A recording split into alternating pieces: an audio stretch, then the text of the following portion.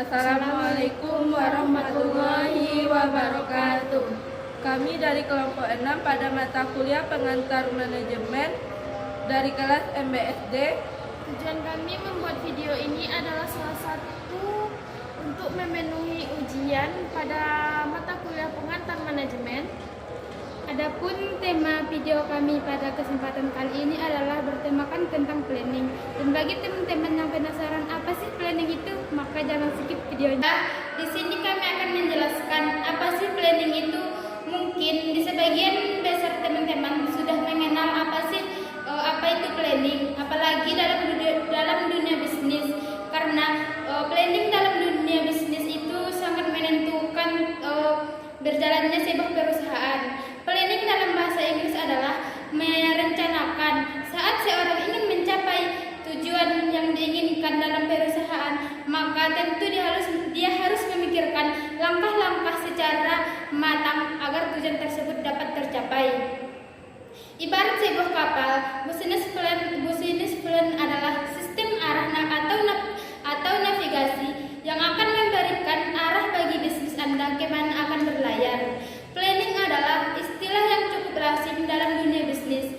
Itulah sebabnya seorang pebisnis harus mengenal business plan atau rencana bisnis. Beberapa kegiatan fungsi planning dalam manajemen. Yang pertama, menentukan tujuan serta target perusahaan. Yang kedua, menyusun strategi untuk mencapainya. Yang ketiga, menetapkan berbagai sumber daya yang mungkin dibutuhkan. Yang keempat, menentukan standar kebersihan selama proses pencapaian tujuan tersebut. Syarat yang harus dipenuhi untuk melaksanakan fungsi perencanaan adalah: yang pertama, adanya tujuan yang jelas. Yang kedua, bersifat sederhana. Yang ketiga, fleksibel mengikuti perkembangan yang ada. Yang keempat, adanya keselarasan dan ketanggung jawab dan tujuannya. Yang kelima, meliputi analisis di setiap detail pekerjaan. Yang keenam, memanfaatkan segala sesuatu yang ada secara efektif. Adapun manfaat dari planning itu adalah: yang pertama, memudahkan proses pengawasan. Yang kedua, menjadikan acuan dan panduan dasar jalannya kegiatan. Yang ketiga, menghindari kesalahan yang makin terjadi. Yang keempat, jalannya tugas dan kegiatan akan lebih terorganisasi di setiap sektornya.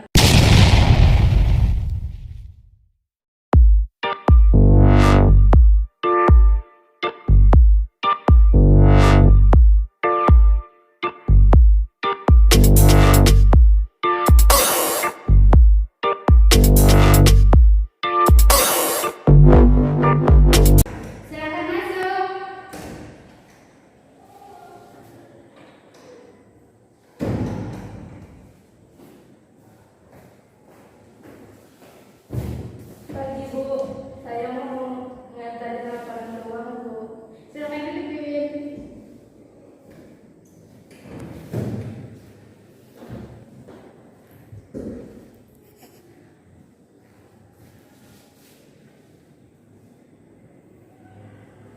Baik, terima kasih Wiwin.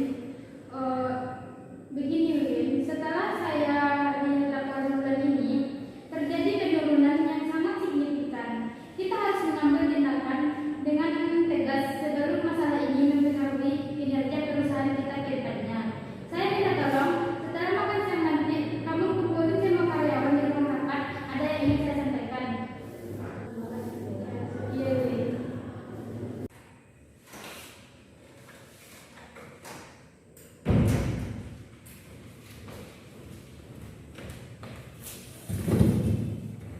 Siang semuanya. Baiklah, saya mengumpulkan kalian semua di sini karena ada yang ingin saya sampaikan terkait dengan perusahaan kita. Saya menerima laporan bulan lalu bahwa perusahaan kita mengalami penurunan yang sangat signifikan pada bulan ini. Saya ingin meminta saran dari kalian semua bagaimana caranya agar pendapatan perusahaan kita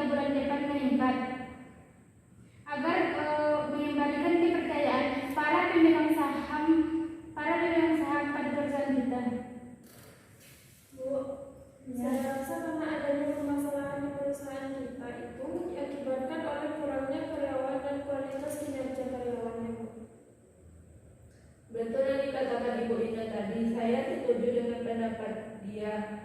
Karena saya sudah mengamati bagaimana kinerja para karyawan di bulan lalu, dan memang benar ada penurunan kinerja karyawan.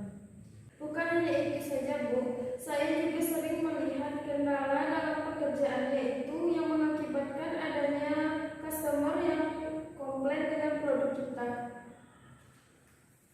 Lalu langkah apa yang seharusnya kita ambil untuk menyikapi masalah ini? Saya ingin mendengarkan pendapat dari kalian. Saran saya, Bu, bagaimana jika perusahaan melakukan program pelatihan dan pendidikan untuk karyawan kita selama 1 bulan. Kita akan melakukan uji coba terlebih dahulu. Setelah itu, kita harus membuat inovasi dan membuat strategi marketing baru untuk meningkatkan penjualan yang lebih efektif di bulan depan. Saya setuju dengan saran yang diberikan Ibu Wiwit tadi, Bu. Saya rasa dengan melakukan program tersebut memang keputusan yang tepat. Dengan memberikan program pelatihan bukan hanya semata untuk kepentingan perusahaan, tapi juga keuntungan yang akan didapatkan oleh para karyawan. Saran yang bagus. Oke, kalau begitu saya memerintahkan kepada kalian berdua untuk menyampaikan ini kepada karyawan yang lain. Baik, Bu. Oke, untuk rapat kali ini kita tutup. Semoga perusahaan kita di bulan depan bisa lebih maju dengan planning yang baru saja kita buat.